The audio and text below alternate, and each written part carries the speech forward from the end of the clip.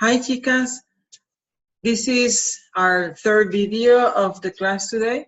And I wanted to mention to you something special about Preterito, other than the regular verbs and the irregularities you have seen on cars or car. Let me show you the plan of the day.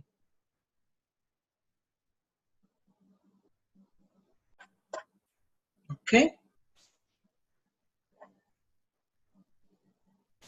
So in this part, we're gonna continue with the Preterito in verbos irregulares part 1, which we'll have here, and the learning objective of the session is to talk about activities that occurred in the past. So let's go to page 206, 206 en el texto guía. So we're talking about pretérito irregular with forms, stem changing verbs, see? So we're gonna be working on verbs like preferir, repetir, seguir, sentir, and servir. And verbs that change their stem change, see? And they show a Y in their conjugation. So let me tell you something. I have this PowerPoint for you that I wanted to show you. When we talk about stem changing verbs in pretérito, we are talking about verbs that show a change when they are conjugated, but the change happens in the stem, okay? So let's go to a regular verb to identify this. So when we do, for example, caminar, see, caminar, we drop AR, all we are left with is camin, see? Well, when we conjugate this in past tense, we say caminé, caminaste, caminó, caminamos, caminaste, and caminaron. Notice that the black part, which is the stem of the verb, doesn't show any change. So this is not a stem changing verb. This is a regular verb. Okay, that is the stem. This verb that I'm going to work on now, the verb pedir, it has a stem change. And let's see what happens. See? Stem changes in pretérito, our verbs they don't happen in the AR group, okay? They happen in the second and third group. So let's see. IR goes away and the yo will be yo pedí, no stem change there. Tú pediste, no stem change there. The endings you notice are the same. Now let's go to él, ello, él, ella, usted. Well, let's skip it. Let's go with the ones that don't have a stem change. Nosotros pedimos, vosotros pedisteis. Yo, tú, nosotros, vosotros don't have a stem change.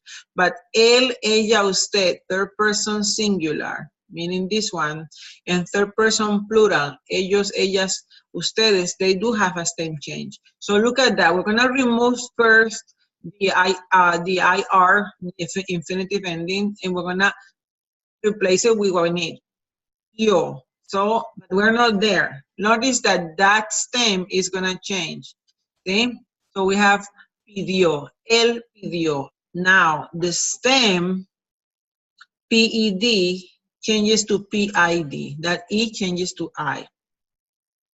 So here we have dieron, you know, that ending for ellos. And the stem changes in the same way, from E to I for the verb pedir.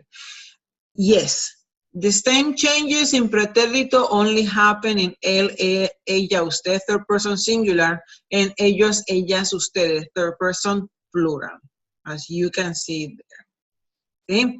Other verbs like pedir are repetir, preferir, seguir, sentir, and servir. And in the cases like preferir and repetir, where you have two E's, two vowel sounds, the one that is going to change is the one that is closer to the infinitive ending, okay? So I said that the stem changes don't happen everywhere, like in the three groups, are, ear, we don't have stem change in all of them. We don't have stem change in AR groups. We don't have a stem change in ER groups. We see them in present, see?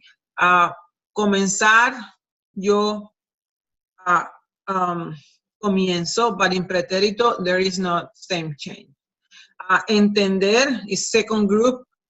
There is a stem change from E to I, yo entiendo, but in the pretérito, in the past tense, there is no stem change there. The stem changes only happen in the IR group, okay? Muy bien, let's see what happens here. So, you see competir in present tense, compito, and divertir, diviertes, but in pretérito is a different stem change. Compitió, divirtió, ¿sí? Muy bien, that's it. For now, in terms of stem changing verb, they don't happen to AR, ER group. They only happen to IR group, and they don't happen to all the subject pronouns like it happens in present tense. It only happens to él, ella, usted conjugation, which is the third person singular, and only happen to the ellos, ellas, ustedes conjugation, which is the third person plural. See? So let me take you back to the textbook. So we see more examples of this. Preferir, repetir, seguir, sentir, and servir. Wanted to mention something. When you notice in a textbook that next to the verb you have a parenthesis and two set of vowel combination, that means that the first one goes to the present tense. There is a stem change in the present for preferir, and there is a stem change in the past, pretérito, for preferir. So the second one is the pretérito. The first one is the present tense. Okay, so let me show you the second piece that I have for now. I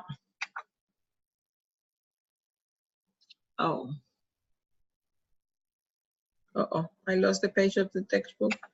No idea. So it's there. See? Let me explain to you this, what happens here in my same PowerPoint. Here. I hope I don't lose it. Oh yeah, I did. I have to finish it. And then open this for you. See? Verbs like leer, construir, and oír are verbs that when you remove ER and IR, this doesn't happen to the first group AR, okay? Only second group and third group. When you see these, the first thing is you remove the ER, IR ending, see? So we disappear ER, we disappear IR, we disappear IR, right? The next step is adding the ending. So let's think about él and ellos conjugation only. Él leyó, ellos leyeron. Let's go with the second verb.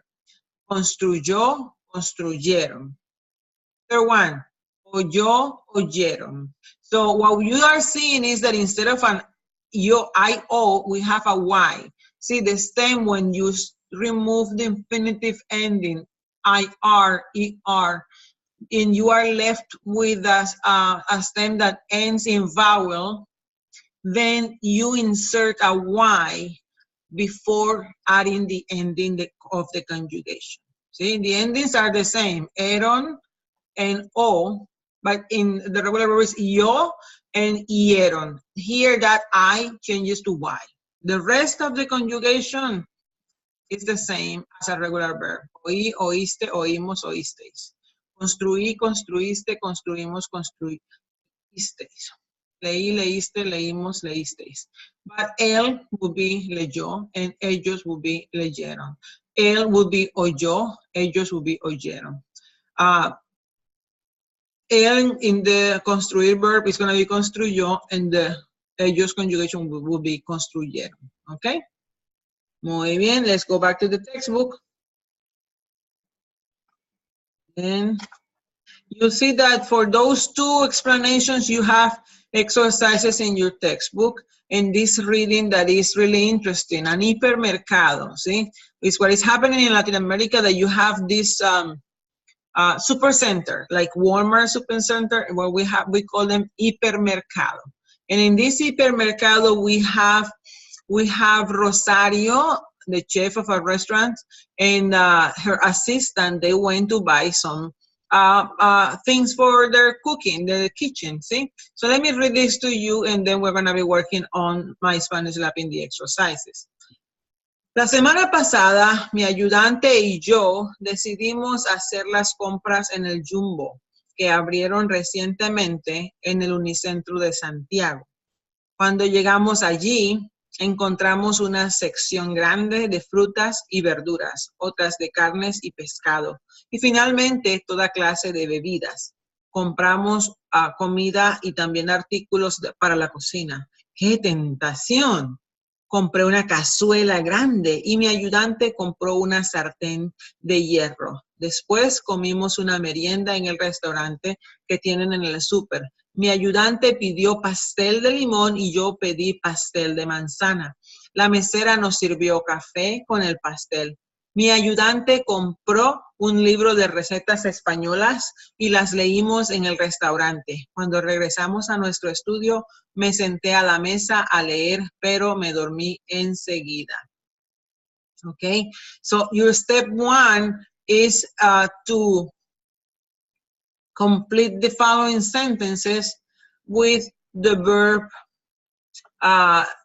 the preterito of the verb in the conjugation that indicates the subject of the sentence. So you're going to be completing these sentences. And then step two is going to be comprehension, reading comprehension sentences. And then we're going to be creating more sentences. So I invite you to go to my Spanish Lab to proceed with this part, chicos.